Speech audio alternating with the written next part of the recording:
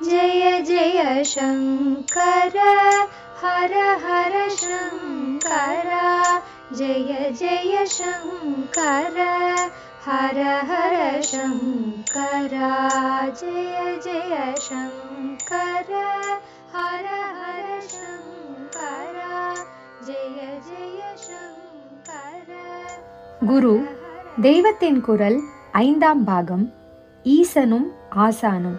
நம் அறிவை மீறிய மகான்களின் போக்கு. மகான்களின் போக்கு, ஈஸ்வரனின் போக்கு நம்முடைய சின்ன புத்திக்கு புரியாது. ஆகையால் நாம் இந்த புத்தியை கொண்டு முடிவு பண்ணி அபச்சாரத்துக்கு ஆளாகிவிடக் கூடாது. நம் புத்திக்கும் புரிகிற மாதிரி சிலவற்றுக்கு கதை புராணங்களில் பெரியவர்கள் காரணம் காட்டியிருக்கிறார்கள். அவற்றை நம்பி எடுத்துக்கொள்ள வேண்டும். சுந்தரமூர்த்தி பறவை, சங்கிலி ஆகியவர்களிடம் பிரேமையாய் இருந்தார் என்பதால் சட்டென்று அவரை பற்றி கண்ணா பின்னா என்று நினைத்துவிடக்கூடாது. அவர்கள் அந்நியஜாதி. அதிலும் ஒருத்தி போகப்படாத தெருவை வீட்டை சேர்ந்தவள் என்பதால் அவர்களையும் குறைவாக நினைத்துவிடக்கூடாது. பறவை நாச்சியார், சங்கிலி நாச்சியார் என்று அவர்களை நிரம்ப மரியாதை கொடுத்தே தொன்று தொட்டு சொல்லி வருவதில் இருந்து அவர்கள் எத்தனை உயர்ந்த சீலமும் பக்தியும் உள்ளவர்களாய் இருந்திருக்க வேண்டும் என்று புரிந்து கொள்ளலாம். அவர்கள் யார்? சுந்தரமூர்த்தி யார்? சாஸ்திரோக்தமாக அவர் கல்யாணம் பண்ணி கொள்ள போன போது விருத்த வேதியராக வந்து ஓலையை காட்டி அவரை தன் அடிமை என்று ரூபித்து அவர் கிரகஸ்தாசிரமம் போகாமல் தடுத்த ஈஸ்வரனே அப்புறம் அவரை இந்த பெண்களிடம் சேர்த்து வைப்பானேன்? அதற்காக போகப்படாத இடத்துக்கு தானே தூது போவானேன் என்பதற்கெல்லாம் பெரிய புராணத்தின் ஆரம்பத்திலேயே பதில் இருக்கிறது. சுந்தரமூர்த்தி பூலோகத்தில் பிறப்பதற்கு முன்பு கைலாசத்தில் ஈஸ்வரனுக்கு நெருங்கிய பார்ஷதராக, அதாவது கிங்கரராக இருந்தவர். அப்போது பறவை நாச்சியாரும் சங்கிலி நாச்சியாரும் அம்பாளுக்கு சகிகளாக இருந்தனர். ஒரு நாள் அவர்கள் 2 பேரையும் சுந்தரர், அப்போது ஆலால சுந்தரர் என்று அவருக்கு பெயர், அவர்களை நந்தவனத்தில் பார்த்தார். பரஸ்பரம் அவர்களுக்குள் பிரேமை ஏற்பட்டு விட்டது.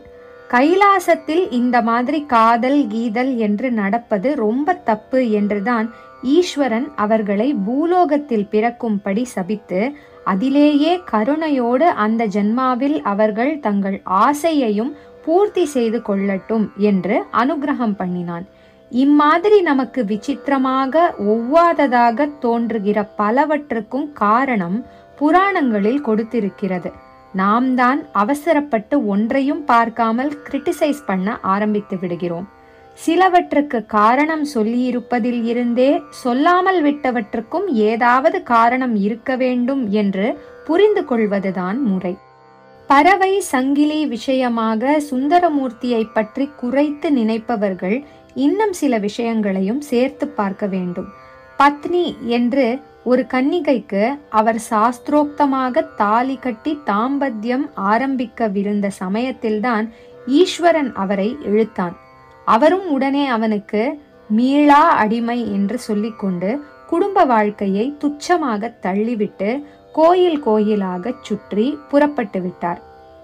அப்போது ஒரு ஊருக்கு அவர் போன போது அங்கே இருந்த கோட்புலி நாயனார் என்ற பெரியவர் நல்ல குணவதிகளாகவும் சௌந்தரியவதிகளாகவும் இருந்த தம்முடைய 2 புத்திரிகளையும் சுந்தரமூர்த்திக்கு அர்ப்பணம் பண்ணி இவர்களை நீங்கள் ஏற்றுக்கொள்ள வேண்டும் என்று கேட்டுக்கொண்டார். சிங்கடி வனப்பகை என்ற அந்த பெண்களும் வந்து அவரை நமஸ்கரித்தார்கள். அப்போது சுந்தரர் பரம சுத்தமான மனசோடு இவர்களை என் புத்திரிகளாக ஏற்றுக்கொள்கிறேன் என்றே சொன்னார். இதற்கு அகச்சான்றாக அவ்வூரிலே பாடிய பதிக்கத்தில் தம்மை சிங்கடியப்பன் என்றே சொல்லிக் கொள்கிறார். குறிப்பு: திருநாட்டியத்தான் குடிப்பதிகமான பூனானாவதோர். இன்னொரு ஆங்கிளில் கோணத்தில் சொல்கிறேன். மகான்களுடைய சரித்திரம், வாழ்க்கை வரலாறு என்பதில் வெளியிலேயே நடக்கிற சம்பவங்களை பார்க்கிறோம். அந்த சம்பவங்கள் அவர்கள் மனசை எப்படி தொட்டது, தொட்டதா தொடாமலே இருந்ததா என்றும் பார்க்கிறோம். ஆனால் இதற்கெல்லாம் உள்ளே அவர்களுடைய ஹிருதய அந்தரங்கம் எப்படி இருந்தது என்று தெரிந்தால்தான் அவர்களுடைய உண்மையான பெருமை தெரியும். அது இந்த வெளி வாழ்க்கையில் தெரியாது. தெரிந்தாலும் கொஞ்சம் ஏதோ லேசாகத்தான் தெரியும். பின்னே அவர்களுடைய அந்தரங்கம் உயர்நிலையான பண்பு எதிலே தெரியும் என்றால், அவர்கள் தங்களுடைய அந்தராத்மாவில் இருந்து பொங்கி வருவதாக அருள் வேகத்தில் எழுதி வைத்திருக்கிறார்களே, அந்த நூல்களில் பாடி வைத்திருக்கிறார்களே, அந்த பாட்டுகளில்தான் தெரியும். சுந்தரமூர்த்தி சுவாமிகளுடைய வெளி வாழ்க்கை எப்படி வேணுமானால் இருக்கட்டும், அவருடைய உள் மனஸ் அந்தரங்கம் எப்படி இருந்தது என்றால் அதற்கு அவருடைய பாடல்களைத்தான் பார்க்க வேண்டும். இப்படியும் ஒரு உத்தமமான பக்தியா என்று நாம் குழைந்து போகிற மாதிரி அவர் தேவாரம் பாடியிருக்கிறார். எத்தனையோ நூற்றாண்டுகளாக எத்தனையோ தலைமுறைகளை இப்படி குழைத்து வருகிறவர் பரம பக்த சிகாமணியாகத்தான் இருந்திருக்க வேண்டும் என்று நாம் புரிந்து கொள்ளாவிட்டால் நம்மை விட அசடு இல்லை என்றே அர்த்தம். அன்னே உன்னையல்லால் இனி யாரை நினைக்கேனே, அத்தா உனக்காளாய் உனை நான் மறக்கினும் சொல்லும் நான் நமச்சிவாயவே என்று இப்படி அநேகம் நம்முடைய கருங்கல் மனசையும் நெகிழச் செய்கிற மாதிரி பாடி வைத்திருப்பவரை பற்றி அபச்சாரமாக நினைத்து விடப்படாது. குறிப்பு: முறையே பொன்னார் மேனியனே பித்தா பிறை சூடி மற்று பற்று என்ற பதிகங்களில் வருபவை. ஈஸ்வரனையே ஏவினார் ஏசினார் என்றால் அதுவும் அவன் எவ்வளவு சௌலபியன் என்று காட்டுவதற்குத்தான்.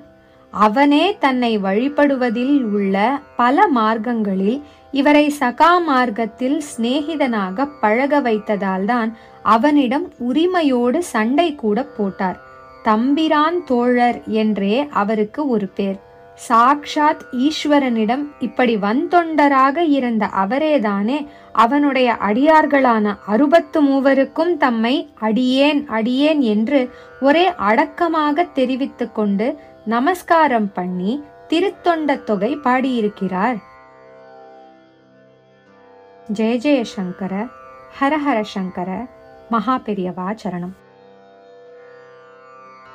जय जय शंकर हर हर शंकर, जय जय शंकर हर हर शंकर, जय जय शंकर।